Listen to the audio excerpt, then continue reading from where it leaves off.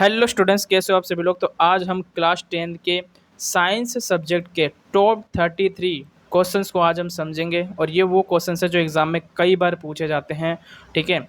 और कुछ important topics को भी आज हम समझेंगे, इसलिए इस वीडियो को एंड तक देखना है क्योंकि एग्ज़ाम के लिए ये क्वेश्चंस बहुत ही इंपॉर्टेंट है, ठीक है। तो अगर आपको अच्छे मार्क्स जो हैं वो हासिल करने हैं, इसके लिए इस वीडियो को आपको एंड तक देखना पड़ेगा, ठीक है। तो एंड तक देखो इस वीडियो को। और बहुत सारे क्वेश्चंस आज मैं करवाने वाला हूँ। टॉप 33 क्वेश्चंस है जो कि कई बार एग्जाम में पूछे जाते हैं। तो ये एमसीक्यू टाइप के क्वेश्चंस हैं, ठीक है। और ये कुछ ऐसे वैसे एमसीक्यू टाइप के क्वेश्चंस नहीं है, ये वो क्वेश्चंस हैं जो एग्जाम में कई बार आ चुके हैं, ठीक है। तो चलो फिर शुरू करते हैं फिर बिना किसी देरी के। और जल्दी जल्दी फटाफट जो है मैं आपको आंसर बताते चलूँगा और इंपॉर्टेंट टॉपिक्स जो है वो समझाते चलूँगा। तो चलो फिर शुरू करते हैं। देखो, क्वेश्चन को समझने से पहले मैं आपको कुछ इंपॉर्टेंट टॉपिक समझा देता हूँ। इसी से रिलेटेड कुछ क्वेश्चंस आएंगे एमसीक्यू के, ठीक है। तो उसको करने से पहले हमें कुछ टॉपिक समझना पड़ेगा, जैसे कि है रासायनिक अभिक्रियाओं के प्रकार। तो ये 4 प्रकार के होते हैं। रासायनिक अभिक्रियाओं के 4 प्रकार होते हैं। कौन कौन से? संयोजन, वियोजन, विस्थापन और द्विविस्थापन, ठीक है। तो एक एक करके इसको समझते हैं। देखो, पहला है हमारा संयोजन अभिक्रिया। तो ये वो अभिक्रिया है, वो रासायनिक अभिक्रिया है जिसमें 2 या 2 से अधिक अभिकारक मिलकर के एक नया यौगिक या फिर उत्पाद बनाते हैं, ठीक है। इसमें 2 या 2 से अधिक अभिकारक मिलते हैं, तब जाकर के एक नया उत्पाद बनता है, ठीक है। और एकल उत्पाद बनेगा उसमें, ठीक है। देखो, इसका ये सूत्र है जिसमें ये अभिकारक है, ठीक है। और यहाँ पर जो तीर के जो राइट साइड में होता है वो उत्पाद होता है, यानी प्रोडक्ट होता है। एग्जाम्पल ये रहे, तो यहाँ पर है मैग्नीशियम और ये है ऑक्सीजन। तो ये 2 अभिकारक हैं, जब ये दोनों रिएक्शन करेंगे तो MgO बनेगा, मतलब मैग्नीशियम ऑक्साइड बनेगा, ठीक है। तो ये वही है मैग्नीशियम, यानी मैग्नीशियम रिबन जिसको हम जलाते हैं और ऑक्सीजन की मदद से मैग्नीशियम जलता है। और उसके बाद क्या होता है कि सफ़ेद प्रकाश रोशनी निकलती है उस रिबन से, ठीक है। और उसके बाद वो मैग्नीशियम ऑक्साइड बनता है, ठीक है। सेम है कार्बन। तो कार्बन को जलाने से हमारा कार्बन डाइऑक्साइड गैस निकलता है, ठीक है। तो यहाँ पर जो है अभिकारक आप देख सकते हो, यहाँ पर 2 है, बट 2 से ज़्यादा भी हो सकते हैं अभिकारक, ठीक है। लेकिन उत्पाद कितना बनेगा? एक ही उत्पाद बनेगा। तो ऐसे अभिक्रिया को हम क्या कहते हैं? संयोजन। तो यहाँ पर आप देख सकते हो, यहाँ पर एक ही उत्पाद बना हुआ है, ठीक है। एक ही प्रोडक्ट यहाँ पर बना हुआ है, तो इसको संयोजन अभिक्रिया कहते हैं। चलो नेक्स्ट देखते हैं।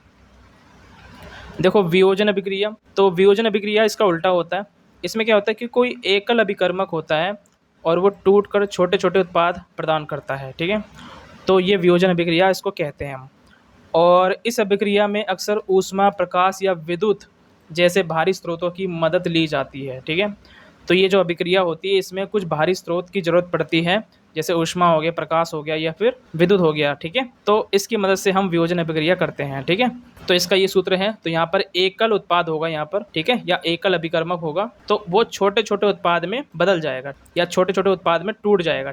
तो ये इसका उदाहरण है, जैसे आप देख सकते हो फेरस सल्फेट है, ठीक है। उसको हम गर्म करेंगे, ठीक है, तो ऊष्मा देंगे उसमें, तो वो फेरिक ऑक्साइड बनेगा और 2 गैस उसमें से निकलेगी। तो 2 गैस कौन सी है? वो है सल्फर डाइऑक्साइड और एक है सल्फर ट्राइऑक्साइड, ठीक है। तो ये है इसका वियोजन अभिक्रिया का उदाहरण।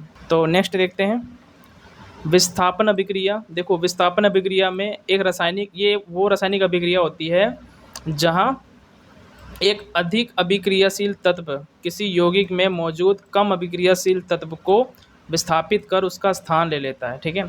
तो उसको विस्थापन अभिक्रिया कहते हैं। मतलब यहाँ पर 2 प्रकार के जो है तत्व होते हैं, एक होता है अधिक अभिक्रियाशील वाला और एक होता है कम अभिक्रियाशील वाला।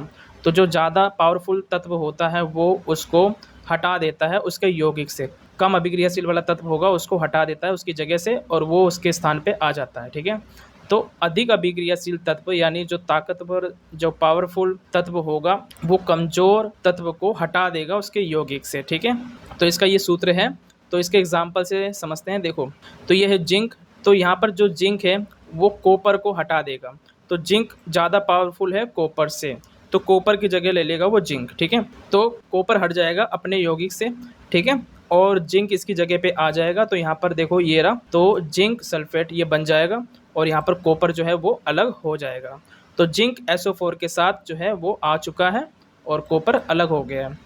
सेम इसी तरीके से Fe जो है वो अधिक पावरफुल है, ठीक है, अधिक अभिक्रियाशील है किससे, कॉपर से, तो वो Fe जो है इसका प्लेस ले लेगा, इसका स्थान ले लेगा और यहाँ पर कॉपर अलग हो जाएगा, ठीक है, अपने यौगिक से। तो यहाँ पर आप देख सकते हो यहाँ पर भी Fe जो है SO4 के साथ आ गया है। तो ये है विस्थापन अभिक्रिया, ठीक है। नेक्स्ट देखते हैं, देखो ये होता है द्विविस्थापन अभिक्रिया। द्विविस्थापन अभिक्रिया देखो ये है एक रासायनिक प्रतिक्रिया या अभिक्रिया जिसमें दो यौगिक अपने आयनों या परमाणुओं का आदान प्रदान करके दो नए उत्पाद बनाते हैं, उसको द्विविस्थापन अभिक्रिया कहते हैं, ठीक है। इसके एग्जाम्पल देखो, जैसे यहाँ पर है सोडियम सल्फेट और बेरियम क्लोराइड। तो ये सोडियम सल्फेट और बेरियम क्लोराइड है, ठीक है। यहाँ पर आप देख सकते हो यहाँ पर कोई सिंगल तत्व नहीं आ रहा है, यहाँ पर जो है यौगिक आ रहा है, ये पूरा है ये यौगिक है, ठीक है, और ये भी एक यौगिक है। तो ये द्विविस्थापन अभिक्रिया जो है जो दो यौगिक होंगे उनके साथ ही जो है द्विविस्थापन अभिक्रिया होती है, ठीक है। उन्हीं के जो परमाणु है या आयन है वो आदान प्रदान होते हैं, ठीक है। देखो इसका एग्जाम्पल, तो ये होता कैसे, देखो यहाँ पर जो सोडियम है वो यहाँ पर क्लोरीन के साथ आ जाएगा, ठीक है, और जो ये बेरियम है वो यहाँ पर SO4 के साथ आ जाएगा, ठीक है। तो कुछ इस तरीके से जो है ये अपने आयनों के या परमाणुओं के आदान प्रदान करेंगे, ठीक है। तो यहाँ पर आप देख सकते हो, तो बेरियम सल्फेट बन जाएगा यहाँ पर और यहाँ पर सोडियम क्लोराइड बन जाएगा, ठीक है। तो ये है द्विविस्थापन अभिक्रिया। चलो अब कुछ क्वेश्चंस को देखते हैं जो इसी से रिलेटेड हैं। देखो जो फर्स्ट क्वेश्चन है वो है Fe2O3 और Al यानी एल्यूमिनियम, ठीक है, यहाँ पर Al2O3 प्लस में 2Fe, ठीक है। अब ये क्वेश्चन से इसमें बताना है कि ये किस तरह की अभिक्रिया है, ठीक है। तो यहाँ पर वो 4 प्रकार की जो अभिक्रिया मैंने बताई थी उनमें से ये कौन सी अभिक्रिया हुई है, ठीक है, तो वो बताना है। तो यहाँ पर ऑप्शन से, जैसे ऑप्शन ए है संयोजन, द्विविस्थापन, वियोजन या फिर विस्थापन, तो इनमें से कौन सी अभिक्रिया है। देखो तो यहाँ पर आप साफ साफ देख सकते हो कि यहाँ पर जो है Fe वो अलग से यहाँ पर दिखाई दे रहा है, ठीक है, क्योंकि यहाँ पर एल्यूमिनियम ने Fe को हटा दिया है, उससे विस्थापित कर दिया है, ठीक है, O3 से, ठीक है। तो यहाँ पर O3 के साथ जो Fe था उसको हटा दिया है और यानी एल्यूमिनियम जो है वो Fe की जगह ले लिया है, तो Fe यहाँ से हट चुका है। तो यहाँ पर आप उत्पाद में देख सकते हो, ठीक है, ये रहा, तो उत्पाद में Fe जो है वो अलग हो चुका है। तो ये कौन सी अभिक्रिया हुई है, तो ये है विस्थापन अभिक्रिया, ठीक है। तो ये क्यों हुआ है, क्योंकि एल्यूमिनियम जो है वो अधिक अभिक्रियाशील है, किससे, Fe से। Fe का मतलब क्या है, आयरन, तो आयरन से ज़्यादा एल्यूमिनियम ज़्यादा अभिक्रियाशील है, ज़्यादा पावरफुल है, इसलिए एल्यूमिनियम ने उसको हटा दिया है, ठीक है।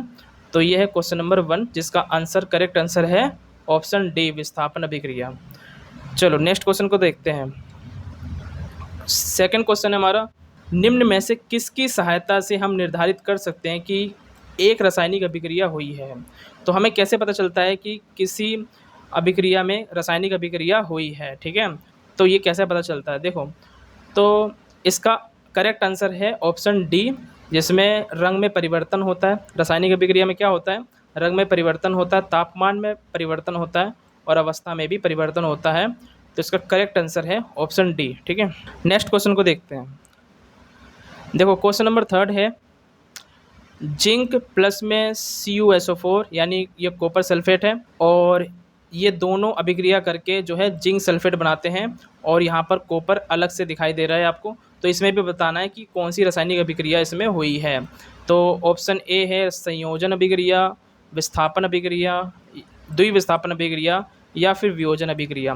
तो इन 4 अभिक्रियाओं में से कौन सी अभिक्रिया इस अभिक्रिया में हुई है, ठीक है, इस समीकरण में कौन सी अभिक्रिया आपको देखने को मिल रही है। तो इसका करेक्ट आंसर है विस्थापन अभिक्रिया, ठीक है, क्योंकि यहाँ पर आप देख सकते हो ये वही वाला क्वेश्चन से, जिंक ने Cu को अलग कर दिया है, ठीक है, Cu यानी कॉपर, तो कॉपर अलग हो चुका है, तो ये विस्थापन अभिक्रिया है। चलो नेक्स्ट क्वेश्चन को देखते हैं। क्वेश्चन नंबर 4 है, देखो यहाँ पर, तो यहाँ पर भी क्वेश्चन पूछा गया है कि ये किस प्रकार की रासायनिक अभिक्रिया है, ठीक है, जहाँ पर Na2 है, SO4 है और प्लस में BaCl है, जो अभी हमने देखा था जब हम रासायनिक अभिक्रिया को समझ रहे थे। तो उन्हीं में से ये एक क्वेश्चन है, तो ऐसे क्वेश्चन एग्जाम में पूछे जाते हैं, ठीक है। तो यहाँ बेरियम सल्फेट है और यहाँ पर NaCl है यानी सोडियम क्लोराइड है। यहाँ पर भी कौन सी अभिक्रिया हुई है, तो ये द्विविस्थापन अभिक्रिया है, यहाँ से देखने से ही पता चल रहा है, ठीक है। तो इसका करेक्ट आंसर है द्विविस्थापन अभिक्रिया, क्योंकि यहाँ पर Na जो है वो Cl से अपने आयनों को आदान प्रदान कर रहा है और Ba जो है वो SO4 के साथ अपने आयनों को आदान प्रदान कर रहा है, ठीक है। तो यहाँ पर आप उत्पाद में देख भी सकते हो। तो BaSO4 के साथ आ गया है और Na जो है वो Cl के साथ आ गया है।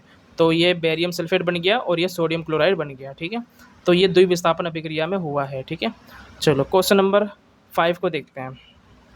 क्वेश्चन नंबर 5 है, ये इंपॉर्टेंट है, देखो।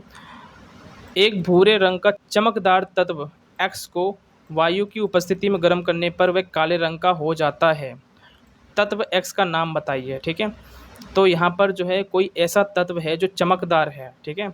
तो उस तत्व को मैं अगर वायु में गर्म करूँगा तो वो काले रंग का हो जाएगा। तो ऐसा कौन सा तत्व है जो काले रंग का हो जाएगा? तो ये 4 ऑप्शन हैं: सोडियम, मैग्नीशियम, तांबा यानी कॉपर या फिर पोटेशियम। तो इन चारों ऑप्शन में से आपको बताना है कि कौन सा तत्व है जिसको गर्म करने पर वो ब्लैक कलर का हो जाता है, ठीक है। तो उसका आंसर है कॉपर, ठीक है। तो कॉपर को गर्म करने पर जो है वो ब्लैक कलर का हो जाता है।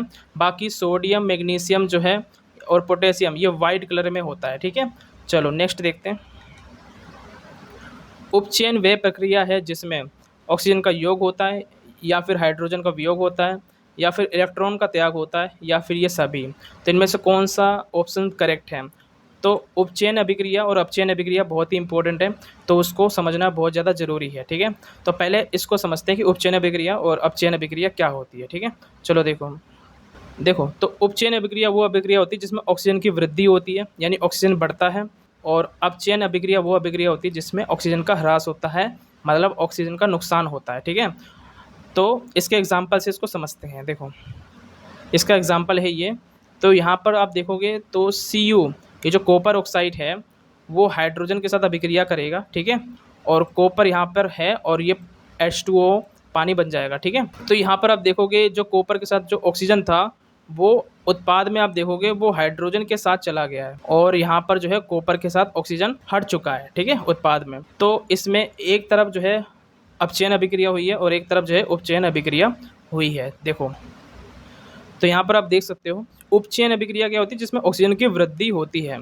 तो ऑक्सीजन की वृद्धि किसके साथ हुई है? तो ऑक्सीजन की वृद्धि हुई है H2 यानी हाइड्रोजन के साथ, ठीक है। तो H2 में ऑक्सीजन बढ़ा है तो यहाँ पर जो है उपचयन हुआ है। क्या हुआ है? उपचयन, ठीक है। यहाँ पर उपचयन हुआ है और नुकसान किसका हुआ है? किसके ऑक्सीजन का नुकसान हुआ है, ठीक है। तो यहाँ पर आप देख सकते हो कॉपर जो है वहाँ कॉपर के साथ जो है ऑक्सीजन का नुकसान हुआ है तो यहाँ पर ऑक्सीजन चला गया है, ठीक है। तो यहाँ पर अपचयन हुआ है, ठीक है। तो ये अभिक्रिया अपचयन अभिक्रिया कहलाते हैं, ठीक है।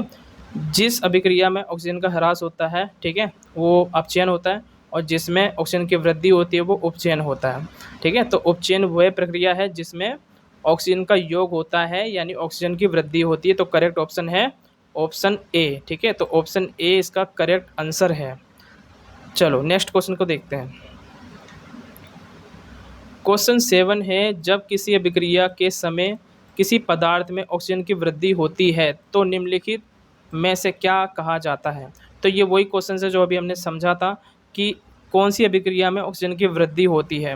तो वो अभिक्रिया है उपचयन अभिक्रिया जिसमें ऑक्सीजन की वृद्धि होती है। तो करेक्ट ऑप्शन है ऑप्शन ए, ठीक है। क्वेश्चन नंबर 8 है, कौन सा पदार्थ लाल लिटमस पत्र को नीला कर देता है? तो ऐसा कौन सा पदार्थ है जो लाल लिटमस को नीला कर देता है? तो लिटमस पत्र आपको पता ही होगा क्या होता है। लिटमस पत्र जो है वो सूचक होता है जो बताता है कौन सा पदार्थ अम्ल है और कौन सा पदार्थ क्षारक है, ठीक है। तो ये क्षार और अम्ल जो है उसको बताने का काम लिटमस पत्र करता है और ये 2 प्रकार के होते हैं, नीला और लाल, ठीक है। तो लाल लिटमस पत्र को नीला कौन करता है? अम्ल करता है या फिर क्षार करता है, ठीक है। तो इनमें से करेक्ट ऑप्शन आपको बताना है कौन सा ऑप्शन सही है, ठीक है। चलो तो इसमें से करेक्ट ऑप्शन है क्षार, ठीक है। तो ऑप्शन बी इसका करेक्ट ऑप्शन है। तो यहाँ पर आप देख सकते हो अगर मैं नीले लिटमस को अगर मैं एसिड में डालूंगा मतलब अम्ल में डालूंगा तो वो लाल कलर में चेंज हो जाएगा और लाल लिटमस को अगर मैं क्षार में डालूंगा तो नीले कलर में चेंज हो जाएगा। तो लाल लिटमस पत्र को नीला करता है क्षार, ठीक है। चलो नेक्स्ट क्वेश्चन को देखते हैं। देखो क्वेश्चन नंबर 9 है, जब किसी परख नली में दानेदार जिंक के टुकड़ों में 2 ml सोडियम हाइड्रोक्साइड विलयन मिलाकर उसे गर्म किया जाता है तो होने वाली रासायनिक अभिक्रिया को संतुलित रासायनिक समीकरण के रूप में इस प्रकार लिखा जा सकता है। तो कहने का मतलब ये है कि अगर मैं एक परख नली में जिंक के टुकड़े डालूं, ठीक है, और उसमें सोडियम हाइड्रोक्साइड डालूं, ठीक है, तो उसके अंदर फिर क्या होगा, रिएक्शन होगा। तो उसी रिएक्शंस को, उसी अभिक्रिया को आपको संतुलित करके रासायनिक समीकरण में लिखना है, ठीक है। तो इनमें से कौन सा है जो रासायनिक समीकरण में सही है, जिंक और सोडियम हाइड्रोक्साइड का रासायनिक समीकरण किसका सही है, कौन से वाला सही है, कौन सा ऑप्शन है जो जिंक प्लस सोडियम हाइड्रोक्साइड से जो पदार्थ बढ़ता है, जो उत्पाद बनता है, यानी क्या बनेगा उससे, देखो, तो जिंक और सोडियम हाइड्रोक्साइड से सोडियम जिंकेट बनेगा, ठीक है, और हाइड्रोजन गैस अलग होगी, ठीक है, तो ये उत्पाद बनेगा। तो इनमें से कौन सा ऑप्शन करेक्ट है, तो करेक्ट ऑप्शन है इसका बी। तो बी इसका करेक्ट ऑप्शन है, जिसमें 2NaOH ये सोडियम हाइड्रोक्साइड है और जिंक है, तो ये दोनों को मिलाएंगे तो फिर सोडियम जिंकेट बनेगा, ठीक है, और प्लस में हाइड्रोजन गैस अलग हो जाएगी। तो यहाँ पर ये पूरी तरीके से संतुलित समीकरण है, ठीक है। बाकी ऑप्शन में देखोगे तो ये संतुलित नहीं है, सिर्फ बी ऑप्शन करेक्ट ऑप्शन है, जो ये समीकरण है वो संतुलित है पूरी तरीके से, ठीक है। चलो नेक्स्ट क्वेश्चन को देखते हैं। क्वेश्चन नंबर 10 है, निम्न में से कौन सा एक अम्ल है। तो इनमें से आपको बताना अम्ल कौन सा है। सबसे पहले आपको पता होना चाहिए कि अम्ल और क्षार में अंतर क्या होता है, ठीक है, पहले उसको समझते हैं। देखो, तो अम्ल क्या होता है, देखो, जलीय विलयन में हाइड्रोजन आयन प्रदान करते हैं अम्ल। तो जलीय विलयन में अगर अम्ल डालोगे तो वो हाइड्रोजन आयन देगा, ठीक है, और ये स्वाद में खट्टे होते हैं, नीले लिटमस पेपर को लाल कर देते हैं, और धातु के साथ अगर अभिक्रिया करोगे तो ये हाइड्रोजन गैस बनाते हैं, तो इसको तो हम अम्ल कहते हैं, ठीक है। दूसरा क्षार, तो देखो क्षार क्या होता है कि जलीय विलयन में हाइड्रोक्साइड आयन यानी OH माइनस प्रदान करते हैं, ठीक है, और इनका स्वाद कड़वा होता है और लाल लिटमस पेपर को नीला कर देता है, और अम्ल के साथ अगर अभिक्रिया करोगे तो लवण और जल बनाते हैं, ठीक है। तो अब पता चल चुका है कि अम्ल क्या होता है और क्षार क्या होता है। तो अम्ल वो होता है जो जलीय विलयन में H+ आयन प्रदान करते हैं, और क्षार वो होता है जो जलीय विलयन में OH- आयन प्रदान करते हैं, ठीक है। तो जहाँ जहाँ आपको OH दिखेगा वो क्षार है, और जहाँ सिर्फ और सिर्फ सिंगल H दिखेगा वो अम्ल है। तो इस ऑप्शन में सिंगल H कहाँ पर आपको दिख रहा है, तो यहीं पर है ये सिंगल H, ठीक है, तो ये तुम्हारा अम्ल है, ठीक है। बाकी में देखोगे ये OH है तो ये क्षार है, यहाँ पर भी OH है, ये भी क्षार है, ये भी OH है, ये भी क्षार है, ठीक है।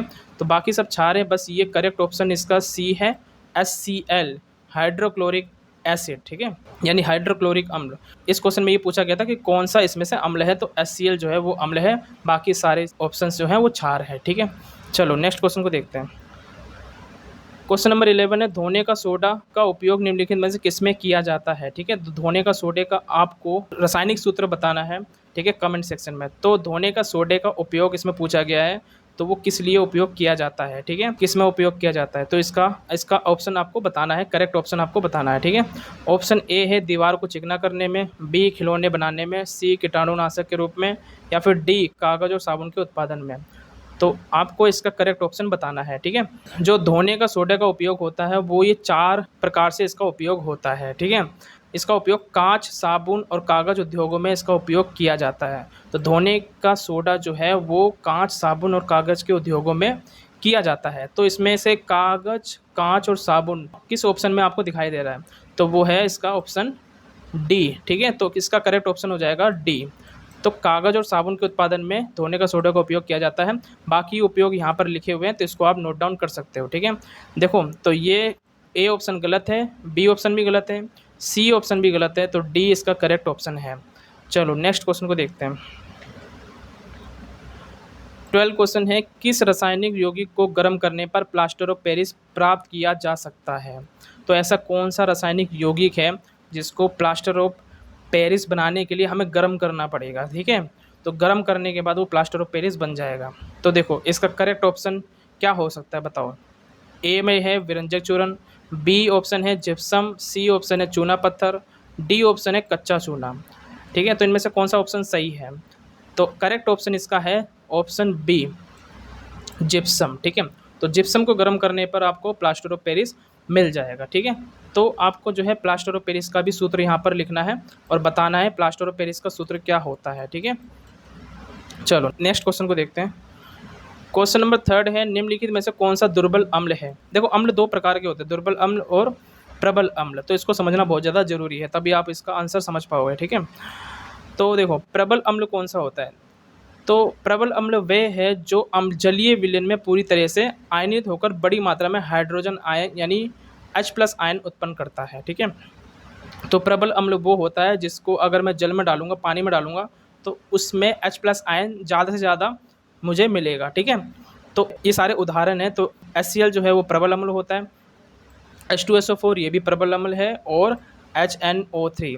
दुर्बल अम्ल वो होता है जो आंशिक रूप से आयनित होता है और कम हाइड्रोजन आयन यानी H+ आयन प्रदान करता है, तो वो दुर्बल अम्ल होता है। ठीक है, यानी प्रबल अम्ल वो होता है जो H+ आयन ज़्यादा मात्रा में प्रदान करेगा, और दुर्बल अम्ल वो होता है जो H+ आयन कम मात्रा में प्रदान करेगा, तो वो दुर्बल अम्ल होता है। और दुर्बल अम्ल के ये सारे उदाहरण हैं। ठीक है, तो आपने उदाहरण भी देख लिया है, दुर्बल अम्ल के ये उदाहरण हैं और प्रबल अम्ल के ये सारे उदाहरण हैं। ठीक है, तो आपको इसमें से बताना है कि कौन सा दुर्बल अम्ल है। ठीक है, तो जाहिर सी बात है ये सब जो हैं ये प्रबल अम्ल है, ये सारे ये तीनों। HCl प्रबल अम्ल है, HNO3 नाइट्रिक अम्ल ये भी प्रबल अम्ल है, H2SO4 सल्फ्यूरिक अम्ल ये भी प्रबल अम्ल है। ठीक है, सिर्फ D जो है वो दुर्बल अम्ल है। तो इसका करेक्ट ऑप्शन क्या है, इसका करेक्ट ऑप्शन हो जाएगा डी। तो इसका करेक्ट ऑप्शन डी है, जो कि दुर्बल अम्ल हमें पहचानना था, तो दुर्बल अम्ल है एसिटिक अम्ल। ठीक है, चलो नेक्स्ट क्वेश्चन को देखते हैं। क्वेश्चन नंबर 14 है, निम्नलिखित में से कौन सा प्रबल अम्ल है। तो इसमें से आपको बताना है प्रबल अम्ल कौन सा है। ठीक है, देखो H2SO4 यानी सल्फ्यूरिक अम्ल, HCl हाइड्रोक्लोरिक अम्ल, HNO3 नाइट्रिक अम्ल, या फिर सभी। तो इसका करेक्ट ऑप्शन है सभी। ठीक है, तो अभी हमने देखा था प्रबल अम्ल में कौन कौन से अम्ल होते हैं, तो ये सारे अम्ल प्रबल अम्ल होते हैं। ठीक है, तो इसका करेक्ट ऑप्शन है डी। चलो नेक्स्ट क्वेश्चन को देखते हैं। क्वेश्चन नंबर 15 है, किस धातु को चाकू से सरलता से काटा जा सकता है। तो ऐसा कौन सा धातु है जो बहुत ही मुलायम होता है, जिसको चाकू से बिल्कुल आसानी से काटा जा सकता है। तो लोहा नहीं, लोहा तो बहुत ही ज़्यादा सख्त होता है। ठीक है, बहुत ही ज़्यादा सॉलिड होता है। तांबा भी नहीं है। ठीक है, ना तांबा है, ना लोहा है, ना ही कैल्शियम है। इसका करेक्ट ऑप्शन है डी यानी सोडियम। तो सोडियम ऐसा मुलायम धातु होता है जो जिसको चाकू से भी काटा जा सकता है, तो वो सोडियम होता है। ठीक है, तो ये इसका करेक्ट ऑप्शन हो जाएगा ऑप्शन डी। ठीक है, चलो आगे देखते हैं। क्वेश्चन नंबर 16 है, जिंक तथा सल्फ्यूरिक अम्ल यानी H2SO4 इसकी अगर अभिक्रिया करवाएंगे तो कौन सी गैस निकलेगी। ठीक है, या फिर वही जिंक को मैं तनु सल्फ्यूरिक अम्ल में डालूंगा तब कौन सी गैस निकलेगी। तो दोनों ही सिचुएशन में अगर मैं जिंक को किसी भी अम्ल में डालूं, चाहे सल्फ्यूरिक अम्ल में डालूं चाहे तनु सल्फ्यूरिक अम्ल में डालूं, ठीक है, कौन सी गैस निकलेगी ये आपको बताना है। ठीक है, ऑप्शन है हमारा कार्बन डाइऑक्साइड, ऑप्शन बी है हमारा नाइट्रोजन, सी हमारा हाइड्रोजन है, और डी है हमारा सल्फर डाइऑक्साइड। तो इसमें से कौन सा ऑप्शन करेक्ट ऑप्शन है जिसमें अगर हम किसी परख नली में अगर मैं जिंक के टुकड़े लूँगा, ठीक है, और उसमें या तो HCl डालूंगा या तो H2SO4 डालूंगा, कोई सा भी अम्ल डालूंगा इन दोनों में से, तो कौन सी गैस निकलेगी वो बताना है। ठीक है, तो इसका करेक्ट ऑप्शन हो जाएगा हाइड्रोजन। ठीक है, तो हाइड्रोजन गैस निकलती है। तो यहाँ पर है ये परख नली है, तो परख नली में यहाँ पर तनु सल्फ्यूरिक अम्ल डाला गया है और यहाँ पर जिंक के टुकड़े हैं, और जब ये दोनों के बीच में रिएक्शन होगा, अभिक्रिया होगी, तो यहाँ पे पाइप की मदद से आप देख सकते हो यहाँ पर गैस निकलेगा, और वो कौन सी गैस होगी, वो हाइड्रोजन गैस होगी। ठीक है, अगर उसके सामने अगर मोमबत्ती रखोगे तो फट फट की ध्वनि आवाज़ आएगी। ठीक है, तो इसका करेक्ट ऑप्शन हो जाएगा ऑप्शन सी हाइड्रोजन। तो ये क्वेश्चन नंबर 16 है। क्वेश्चन नंबर 17 है, जब कुछ धातुएं पानी के साथ संपर्क में आती हैं और अभिक्रिया करती हैं तो कौन सी गैस उत्पन्न करती हैं। ठीक है, मतलब कोई भी अगर धातु है तो अगर मैं उसको पानी के साथ यानी जल के साथ, ठीक है, अभिक्रिया करवाऊंगा तो कौन सी गैस निकलेगी। एक तो उत्पाद बनेगा यहाँ पर, ठीक है, और उसके साथ साथ एक गैस भी निकलेगी, तो कौन सी गैस होगी वो, ये आपको बताना है। ठीक है,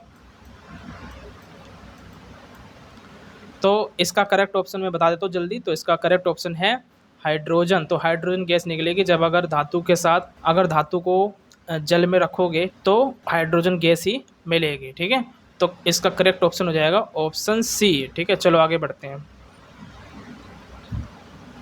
क्वेश्चन नंबर 18 है, कक्ष ताप पर यानी रूम टेम्परेचर पर द्रव अवस्था में पाई जाने वाली एक धातु और एक अधातु कौन सी है। ठीक है, तो आपको दो चीज़ें बतानी है।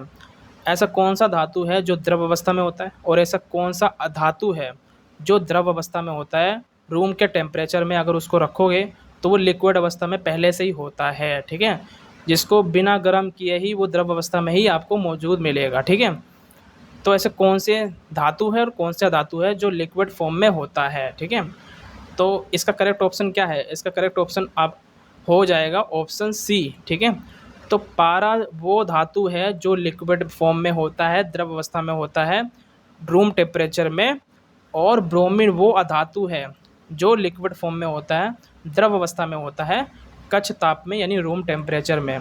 तो इसका करेक्ट ऑप्शन ऑप्शन सी है। ठीक है, चलो नेक्स्ट देखते हैं। क्वेश्चन नंबर 19 है, लोहे को जिंक से लेपित करने की क्रिया को क्या कहते हैं। यानी कि लोहे को अगर जंग से बचाते हैं, ठीक है, तो उसमें कुछ लेप लगाते हैं। ठीक है, जिंक से लेप लगाते हैं, तो उस क्रिया को क्या कहते हैं।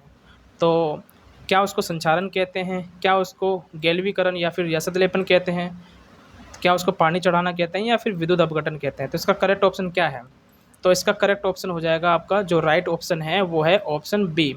तो यशत लेपन कहते हैं। यशत लेपन वो क्रिया है जिसमें लोहे को जिंक से लेपित किया जाता है ताकि लोहे में जंग ना लगे। ठीक है, चलो ये है क्वेश्चन नंबर 19 जिसका करेक्ट यानी राइट ऑप्शन है ऑप्शन बी। क्वेश्चन नंबर 20 है, लोहा एवं इस्पात को जंग से सुरक्षित रखने के लिए उन पर किस धातु की पतली परत चढ़ाई जाती है। तो अभी हमने देखा था कि लोहे को जंग से बचाने के लिए एक धातु की पतली परत चढ़ाई जाती थी। अभी हमने क्वेश्चन में देखा था पिछले वाले क्वेश्चन में कौन सी वो धातु है जिसकी पतली परत चढ़ाई जाती है लोहे को जंग से बचाने के लिए। ठीक है, तो इसका करेक्ट ऑप्शन हो जाएगा ऑप्शन डी। तो जिंक की पतली परत चढ़ाई जाती है लोहे को जंग से बचाने के लिए। तो ऑप्शन डी इसका राइट ऑप्शन है, करेक्ट ऑप्शन है। ठीक है, चलो नेक्स्ट क्वेश्चन देखते हैं। क्वेश्चन नंबर 21 है, स्वपोषी पोषण के लिए निम्न में से क्या आवश्यक है। तो आपको पहले स्वपोषी पोषण आपको पता होना चाहिए कि स्वपोषी पोषण क्या होता है। ठीक है, चलो इसको समझते हैं। देखो, स्वपोषी पोषण वो होता है जिस प्रक्रिया में जीव अपना खुद खाना बनाते हैं। ठीक है, तो वो बिना किसी मदद के खुद ही खाना बनाते हैं, तो उसको स्वपोषी पोषण कहते हैं। ठीक है, तो जिसमें से हरे पौधे आ जाते हैं और शैवाल आ जाता है। ठीक है, और एक और होता है विषमपोषी पोषण जिसमें जीव अपना भोजन बनाने के लिए दूसरों पर निर्भर रहते हैं, उसको विषमपोषी पोषण कहते हैं। ठीक है, जिसमें मानव आ जाते हैं और जानवर और अन्य जीव आ जाते हैं। तो मानव, जानवर, अन्य जीव ये एक दूसरे पर ही निर्भर हैं। ठीक है, पौधे पर निर्भर हैं, तो ऐसे पोषण को हम विषमपोषी पोषण कहते हैं और ऐसे जीव को हम विषमपोषी जीव कहते हैं। ठीक है, तो स्वपोषी भी समझ गए हो, विषमपोषी भी समझ गए हो, तो इसका करेक्ट ऑप्शन क्या हो जाएगा। तो आपको बताना है कि स्वपोषी पोषण के लिए इनमें से क्या आवश्यक होता है। ठीक है, मतलब अगर स्वपोषी पोषण यानी कि ये जो पौधा है वो खुद खाना बनाएगा, ठीक है, प्रकाश संश्लेषण की मदद से, तो उसको क्या क्या चीज़ की ज़रूरत पड़ती है। ठीक है, क्या क्या चीज़ की आवश्यकता होती है ये आपको बताना है। तो देखो, इसका करेक्ट ऑप्शन है ऑप्शन डी। उसको कार्बन डाइऑक्साइड भी चाहिए, उसको जल भी चाहिए, क्लोरोफिल भी, सूर्य का प्रकाश, ये सभी चीज़ें होनी चाहिए, तब वो जाकर अपना खाना बना सकता है। ठीक है, तो स्वपोषी पोषण जो है इन सब की मदद से अपना खाना बनाता है, और किस प्रक्रिया के तहत वो खाना बनाता है, तो वो प्रक्रिया है प्रकाश संश्लेषण। ठीक है, चलो यह है क्वेश्चन नंबर 21। क्वेश्चन नंबर 22 है, मनुष्य में वृक्क यानी किडनी किस तंत्र का भाग है और इसका संबंधित कार्य क्या है। तो आपको बताना है जो वृक्क होती है, जो हमारी किडनी होती है शरीर के अंदर, तो वो किस तंत्र का हिस्सा है। ठीक है, ऑप्शन देखो, ऑप्शन है पोषण तंत्र या फिर श्वसन तंत्र, उत्सर्जन तंत्र या परिवहन तंत्र। तो इसमें से कौन सा ऑप्शन आपको सही लग रहा है। तो इसका करेक्ट ऑप्शन है उत्सर्जन तंत्र। ठीक है, तो उत्सर्जन तंत्र का भाग है वृक्क। ठीक है, जो हमारे शरीर में वृक्क होता है, जो किडनी होती है, वो उत्सर्जन तंत्र का भाग होता है। अब समझने वाली बात यह है कि उत्सर्जन तंत्र क्या होता है, इसको भी समझते हैं। देखो, तो उत्सर्जन क्या होता है, उत्सर्जन वो होता है जिसमें वह जैव प्रक्रम जिसमें इन हानिकारक उपापचयी वाज्य पदार्थ का निष्कासन होता है उसको उत्सर्जन कहते हैं। कहने का मतलब ये है कि उत्सर्जन वो प्रक्रम है, वो प्रक्रिया है जिसमें हानिकारक पदार्थ होता है, जो अपशिष्ट पदार्थ होता है वो हमारे शरीर से बाहर निकलता है, ठीक है, मल के रूप में या फिर मूत्र के रूप में, ठीक है, तो उसको उत्सर्जन कहते हैं। समझ गए। तो उत्सर्जन तंत्र में वो कौन सा मनुष्य में भाग है जो उत्सर्जन तंत्र में काम आता है, तो वो है वृक्क यानी किडनी, ठीक है। तो ये पोषण, ये गलत ऑप्शन है, ये भी रॉन्ग है। परिवहन तो रॉन्ग ही है, परिवहन इसका कोई लेने देना है नहीं, तो उत्सर्जन जो है वो करेक्ट ऑप्शन हो जाएगा। ये क्वेश्चन नंबर 22 है। नेक्स्ट क्वेश्चन को देखते हैं। क्वेश्चन नंबर 23 है, निम्नलिखित में से वह ग्रंथि कौन सी है जो मानव शरीर में जोड़ों में नहीं पाई जाती। तो इसमें से एक ग्रंथि बतानी है जो जोड़ों में नहीं पाई जाती, मतलब जो पेयर्स में नहीं पाई जाती है, वो कौन सी ग्रंथि है, ठीक है। तो इसका ऑप्शन जो करेक्ट ऑप्शन है वो है पीयूष ग्रंथि। तो पीयूष ग्रंथि हमारे माइंड में होती है, ठीक है, मस्तिष्क में होती है। जो ये ग्रंथि जो है वो जोड़ों में नहीं पाई जाती है, ठीक है। बाकी ये सारे के सारे पेयर्स में पाई जाती हैं, जोड़े में पाई जाती है। तो इसका करेक्ट ऑप्शन क्या है, जो जोड़े में नहीं पाई जाती है, इसका करेक्ट ऑप्शन है ऑप्शन ए, ठीक है। चलो नेक्स्ट क्वेश्चन को देखते हैं। मानव आहार नाल के विभिन्न अंगों का सही क्रम क्या है। तो इसका आपको सही ऑप्शन बताना है कि मानव आहार नाल के विभिन्न अंग सही क्रम में आपको रखने हैं, ठीक है। तो ऑप्शन ए ये देख सकते हो, बी भी देख सकते हो, सी और डी, इनमें से कौन सा आपको करेक्ट ऑप्शन लग रहा है, तो ये आपको बताना है। देखो पहले मैं आपको मानव आहार नाल के पूरा जो सिस्टम है वो दिखा देता हूँ। देखो ये पूरा सिस्टम है, ठीक है, जहाँ पर ये आप देख सकते हो ये मुंह है, ठीक है, और ये जो नली जा रही है वो ग्रसिका है, ठीक है, और इसके बाद हमारा अमाशय आता है, उसके बाद क्या आता है, उसके बाद छोटी आंत आती है, ठीक है, और उसके बाद हमारी बड़ी आंत आती है। तो इसका सही क्रम मैंने बता दिया है। तो इसमें से आपको ढूंढना है कौन सा ऑप्शन सही है, ठीक है। तो यहाँ पर आप देख सकते हो, पहले यहाँ पर मुंह आएगा, फिर ग्रसिका आएगी, फिर अमाशय आएगा, फिर छोटी आंत आएंगी, फिर बड़ी आंत आएंगी। तो करेक्ट ऑप्शन डी है, जिसमें पहले मुंह होता है, फिर उसके बाद ग्रसिका है, सेकंड नंबर पे ग्रसिका है, फिर अमाशय है यानी पेट है यानी उदर है, ठीक है, इसको उदर बोलते हैं, फिर छोटी आंत है, ये रही छोटी आंत, फिर बड़ी आंत है, ये रही बड़ी आंत। तो अपशिष्ट पदार्थ जो है बड़ी आंतों के अंदर से होते हुए जो है वो बाहर निकल जाता है अपशिष्ट पदार्थ, ठीक है। तो ये बड़ी आंत है, ठीक है। तो ये करेक्ट ऑप्शन हमारा डी हो जाएगा। तो इसको सही क्रम में रखना था हमारे को, ठीक है। चलो ये था 24 क्वेश्चन। बढ़ते हैं नेक्स्ट क्वेश्चन की तरफ। क्वेश्चन नंबर 25 है, पादप में जाइलम किसके वहन के लिए उत्तरदायी है। तो पौधों में जाइलम होता है और पौधों में फ्लोएम भी होता है। ये दोनों जो होते हैं वो एक तरीके से नली होते हैं या फिर पाइप होते हैं जो किसी को ले जाने लाने में हेल्प करते हैं, ठीक है। तो जाइलम और फ्लोएम को समझना बहुत ज़्यादा ज़रूरी है, तभी आप इस क्वेश्चन का आंसर बता सकते हो, ठीक है। तो देखो जाइलम और फ्लोएम को पहले समझते हैं। देखो जाइलम क्या करता है, जड़ों से जल और खनिजों को पौधे के अन्य भागों तक पहुंचाता है, ठीक है।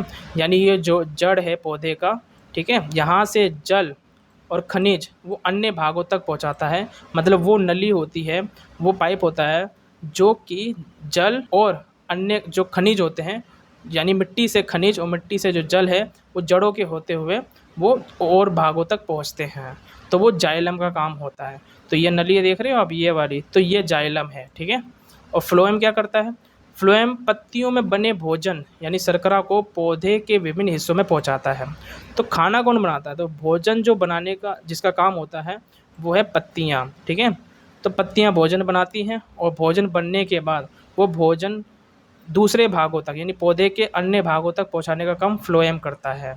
तो ये जो है ये वाला हिस्सा ये फ्लोएम है, ठीक है। तो जाइलम का काम क्या होता है, जल और खनिज को पहुंचाना जड़ से, और पत्तियों से भोजन को पहुंचाना वो फ्लोएम का काम होता है, ठीक है।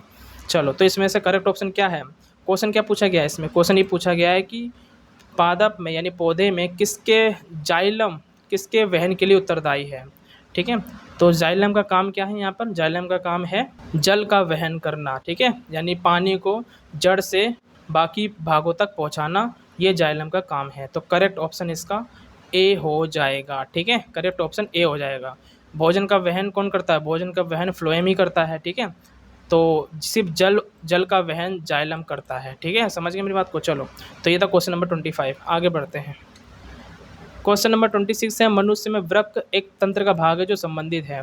तो यहाँ पर सेम वैसे ही क्वेश्चन पूछा गया है कि जो वृक्क होता है, जो हमारी ये जो किडनी होती है, ठीक है, वो किस तंत्र का भाग है, तो ये उत्सर्जन तंत्र का भाग है, ठीक है। चलो आगे बढ़ते हैं। क्वेश्चन नंबर 27 है, स्टोमेटा का मुख्य कार्य कौन सा होता है। ठीक है, तो स्टोमेटा क्या होता है, जो आप ये पत्तियों में रंध्र देख रहे हो, ये जो छेद देख रहे हो, यही स्टोमेटा होता है। इसी रंध्र को स्टोमेटा कहते हैं। ठीक है, तो इसका मुख्य काम क्या होता है, जिसका मैंने आंसर यहाँ पर पहले ही लिख चुका हूँ। देखो, तो स्टोमेटा का मुख्य कार्य होता है गैसों का आदान प्रदान करना और वाष्पोत्सर्जन, मतलब जो इसके अंदर पानी होता है, ठीक है, उसको बाहर निकालना, वो स्टोमेटा का काम होता है। ठीक है, तो इसका करेक्ट ऑप्शन क्या हो जाएगा, ऑप्शन सी। ठीक है, तो ऑप्शन सी इसका करेक्ट ऑप्शन है, गैसों का आदान प्रदान करना और वाष्पोत्सर्जन करना, तो इसका करेक्ट ऑप्शन ऑप्शन सी हो जाएगा। ठीक है, चलो ये था क्वेश्चन नंबर 27। नेक्स्ट क्वेश्चन की तरफ बढ़ते हैं।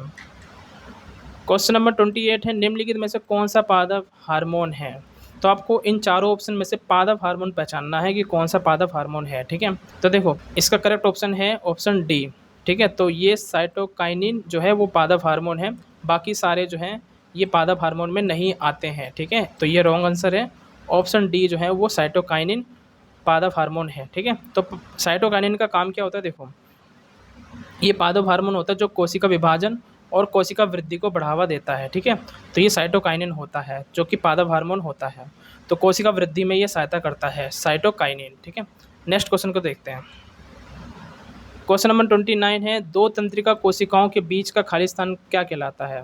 तो ये आप न्यूरॉन देख सकते हैं जो हमारे मस्तिष्क में होता है, ये न्यूरॉन का काफ़ी जाल होता है, न्यूरॉन का जाल हमारे मस्तिष्क के अंदर होता है। ठीक है, और ये जो जाल होते हैं वो एक दूसरे से कनेक्ट होते हैं। ठीक है, जैसे एक न्यूरॉन ये रहा, तो एक और न्यूरॉन होता है जो इससे जुड़ा होता है। ठीक है, तो इससे एक और न्यूरॉन कैसे जुड़ेगा, देखो ये द्रुमिका होती है, ठीक है, ये केंद्रक होता है और ये इसकी पूंछ होती है। ठीक है, अंतिम सिरा जिसको हम बोलते हैं। तो जो दूसरा जो तंत्रिका कोशिका होगी उसकी जो पूंछ होगी, ठीक है, उसकी जो पूंछ होगी वो इसके द्रुमिका से जुड़ा होगा, और जब जुड़ा होगा तो उसके जो बीच का स्थान होता है वो खाली होता है। ठीक है, जब दो न्यूरॉन्स जो है आपस में जुड़े होते हैं, कनेक्ट होते हैं, तो उनके बीच में रिक्त स्थान होता है, मतलब खाली स्थान होता है, तो वो खाली स्थान को क्या कहते हैं। ठीक है, तो उसी खाली स्थान को हम सिनेप्स कहते हैं, तो इसका करेक्ट ऑप्शन हो जाएगा ऑप्शन बी। ठीक है, तो यहाँ पर आप देख सकते हो ये है सिनेप्स। ठीक है, चलो ऑप्शन बी इसका करेक्ट ऑप्शन है, तो दो तंत्रिका कोशिकाओं के बीच के खाली स्थान को या खाली जगह को हम सिनेप्स कहते हैं। चलो नेक्स्ट क्वेश्चन को देखते हैं।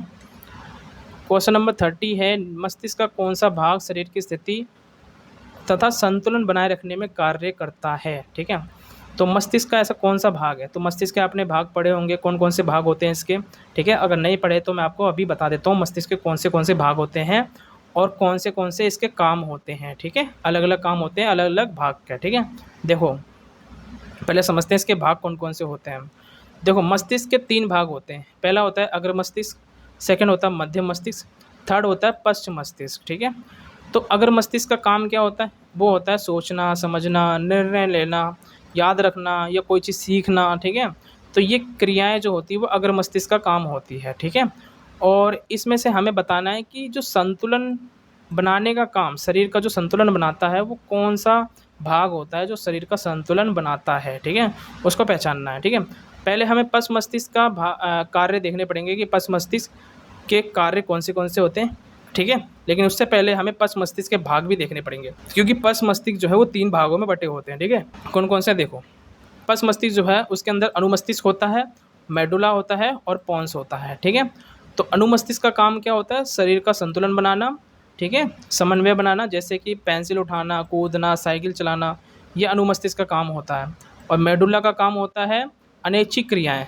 अनैच्छिक क्रियाएं वो क्रियाएं होती है जो हमारे कंट्रोल में नहीं होती हैं, जैसे हृदय की गति, ठीक है, रक्तचाप, वमन यानी उल्टी करना, लार आना, ये हमारे कंट्रोल में नहीं होता है, तो ये मेडुला इसको कंट्रोल करता है।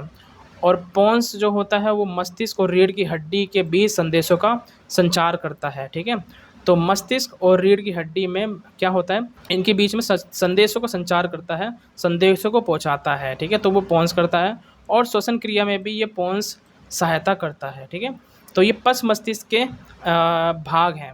तो पश्च मस्तिष्क के कितने भाग हैं, 3 भाग हैं।